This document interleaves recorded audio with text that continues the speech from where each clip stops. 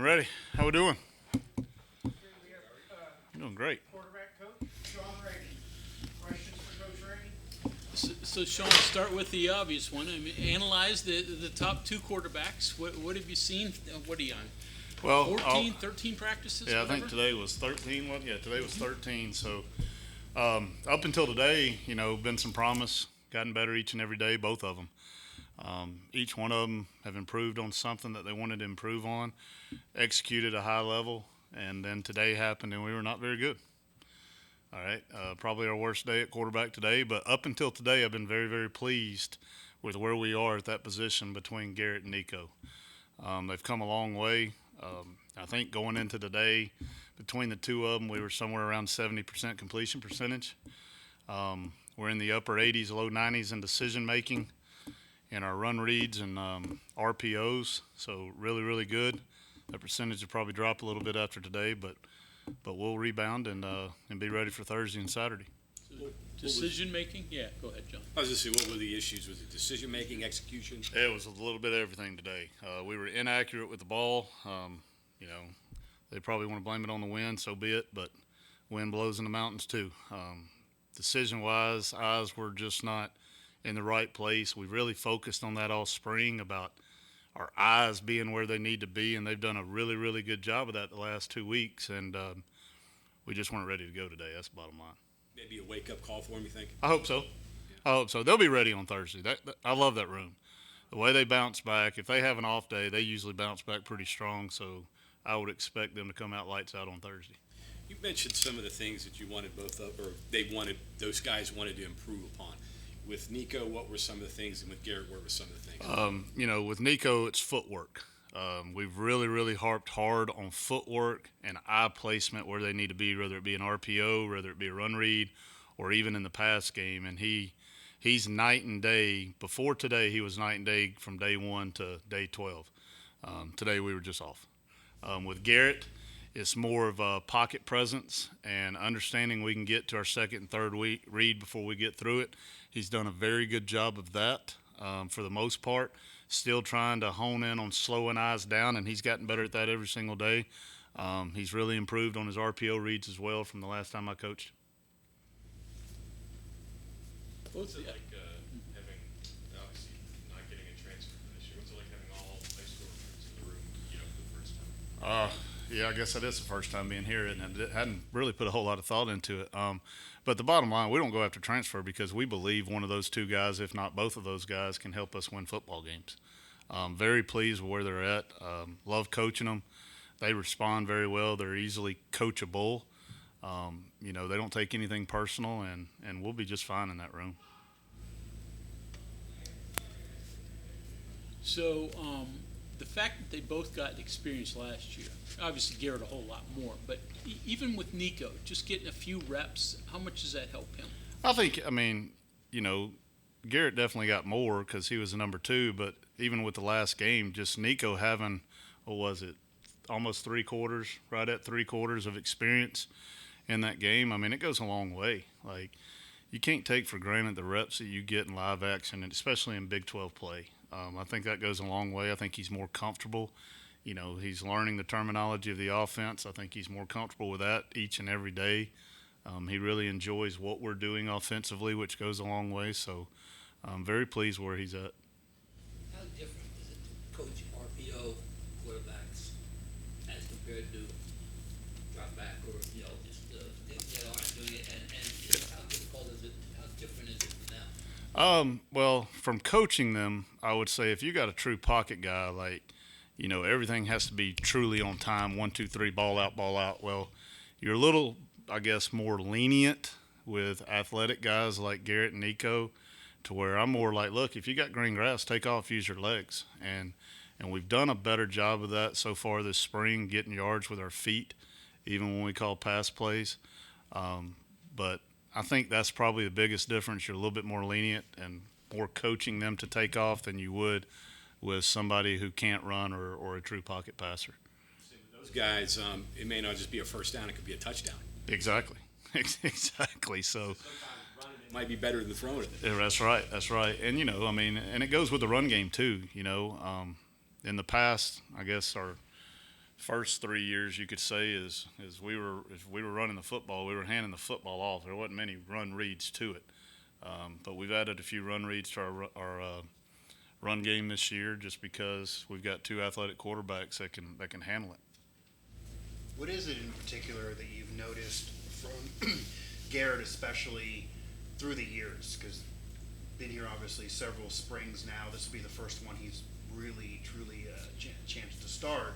But on and off the field, just his progression. What have you noticed from him? Yeah, Garrett's got all the energy in the world. Okay, so y'all know him pretty well, I'm sure, but he's got all the energy in the world, and what that's done is with age, he's matured and taken that energy and turned it into leadership, and that's gone a long way for Garrett. What about yourself in terms of coming back and coaching quarterbacks? How's that been? It's been great. I guess you could say a new fire. I'm excited every day to go in that room and coach those guys. I love that position.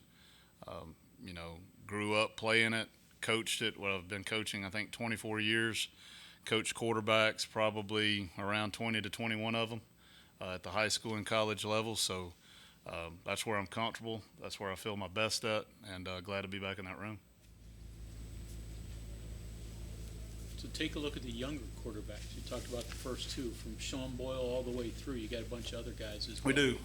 Sean's the only other one on scholarship, and he's come a long way. I mess with him all the time. I'm like, look, man, you should be getting ready for prom, and you're out here playing Big 12 spring football. So, because he gets frustrated from time, and you have to warn those young guys that, look, in the winter, you're in the classroom, you're learning the playbook. You can answer the questions on the board. You feel good about yourself. You go out to practice, and it's 1,000 miles an hour. So he kind of hit rock bottom probably the first week and a half, and then we started picking his reps up, and he's getting better. He executed, I think he had 15 snaps in the scrimmage on Saturday and got 12 pluses, so he had a pretty good day on that and executed pretty well out there today with the reps that he had, so he's come a long way too. He's got a long way to go, but he's come a long way. You said the other day that he probably runs better than they anticipated when you recruited him. Yeah, I think sometime last week, can't remember what day, but I think he hit 20.5 miles an hour. So he's got some speed to him. Taking away this practice, up to this point, what have the quarterbacks done the best or improved the most from where they were last year? I think, well, it's hard for me to say really from where they were last year because I wasn't in that room, and I didn't pay a whole lot of attention to them. But I'll say this, from what we've harped on from winter to now is their eye discipline. It's come a long, long way. They're starting to see what they're supposed to see. So I have a saying with them that's see a little, see a lot. And what I mean by that is don't worry about the big picture as much as what you need to be worrying about on that play, whether it's eyes on a safety, he gives you the answer. Okay, everything else will take care of itself. Just do your job. There's 10 other bodies out there with you. Count on them to do theirs. You do yours, and the offense will run itself. Any carryover from what Graham was teaching them to what you're teaching them? There's probably some, especially in the pass game, footwork-wise. I don't think we change anything with their footwork and their drops. We're just like the pass game has been the same since – I've been with Neil since 2008. We may have changed terminology of what we call a pass, but even with Graham, it was still the same as what we were doing before. The only difference is in the run game, we're probably a little bit more, I guess, dynamic or diverse in what we're doing this year, being that we have two athletic quarterbacks, so that's probably a little bit different. They've got more run reads for them. We're doing more RPOs this spring, trying to practice those. I don't think we called many RPOs last year, but other than that, there's not a whole lot of difference from what we're teaching. So you haven't had that mobile quarterback here in the past. Any other point, Troy or any other stops that you've had guys like that? We've had some athletic quarterbacks at Troy, so we got some experience with that, and it went really well down there, so hopefully that'll carry over. Same type of plays, or is the whole RPO game changed things so much? No, we were doing them there too. It's not that we're going to live and die by the RPO, but that just gives us an answer for what defenses are doing. I just think you got to be diverse because defenses are throwing a lot at you too. Now, on the flip side of us offensive coaches, we're throwing a lot at the defense too. So you just got to have answers, and if you know what those answers are, you'll be fine. Everyone talks about coaching technique into quarterbacks, but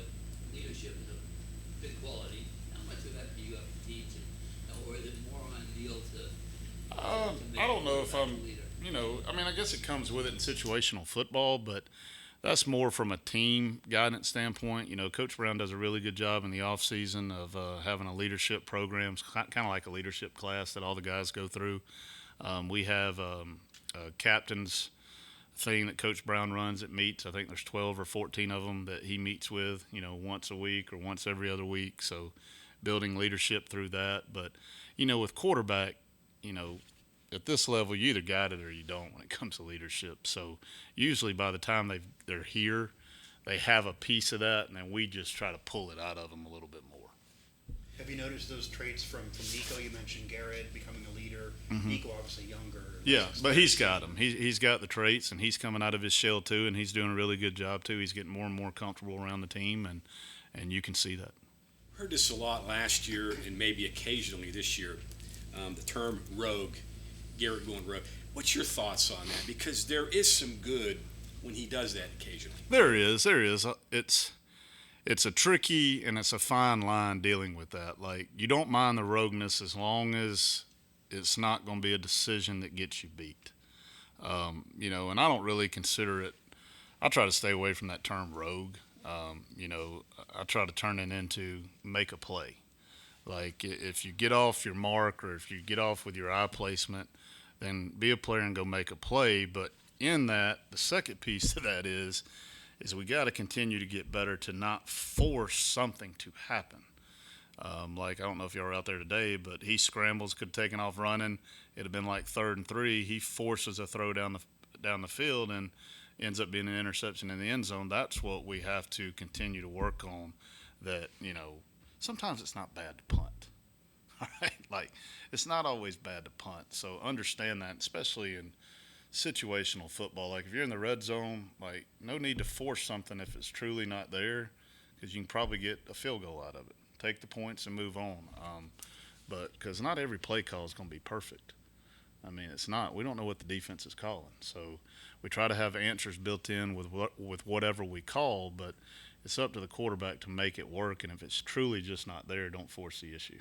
When you think of the word rogue, it almost implies like an end result. Like, this is what it has to be. And, you know, how often is football like that? Exactly, and that's the great thing about having athletic quarterbacks is, you know, if you sit there and call a pocket pass, well, with Garrett or Nicco, that could turn into a 35, 40-yard scramble run. You know, decision-wise, maybe somebody was open, but if you turn it into a big explosive play, you're going to get a plus in my book. What do you get out of Saturday? With fans in the stands, quarterbacks change a little bit than what they're, or players in general? Hopefully they won't. You know, we've been in the stadium, I think, 3 times now, if I'm right. So, you know, it shouldn't be really any different. They'll be excited. It's a spring game. Anytime you put a game behind something, you know, your emotions are going to be a little bit higher. They need to control that and continue to do what they've done really well this spring is, you know, control your eyes, make the right decisions, and allow the other 10 people to help you be successful on offense and not try to do too much. When you get, you know, through the summer and into the fall, what do you think is going to be the thing that makes the difference for one of them to win the starting job? I mean, if they keep battling the way they're battling right now, it's going to be a tough decision. Both those guys are executing at a high level. It's going to come down to who is more detailed most of the time. And that's in footwork, that's in eye discipline, that's in decision making. You know, that's if and when we put our checks in, are we checking to the right thing? But I would say, to sum it up, one word, it'd be details. Okay, anything else for Coach? Just, I guess, the experience of working a little bit different with Chad Scott. Obviously, you've been with the program, but now promoted offense coordinator, so impacts you more now? Coach Scott and I, how long have we been together? So we were at Troy together. We've been at Texas Tech together. We've been here together. So I've known Chad a long, long time, probably since 2008, on and off worked with him. So it's really not a change for me. I'm happy for Coach Scott. He deserves every bit of it. The guy is an unbelievable recruiter. He's an unbelievable motivator. Those players on our offensive side of the ball, like, they'll run through a brick wall for him. and he's awesome to be around.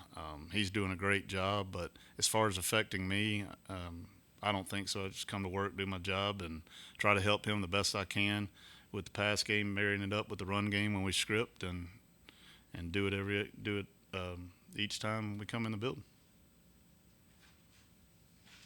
Okay, thanks, Coach. Yep. Thank you. Thank you, guys.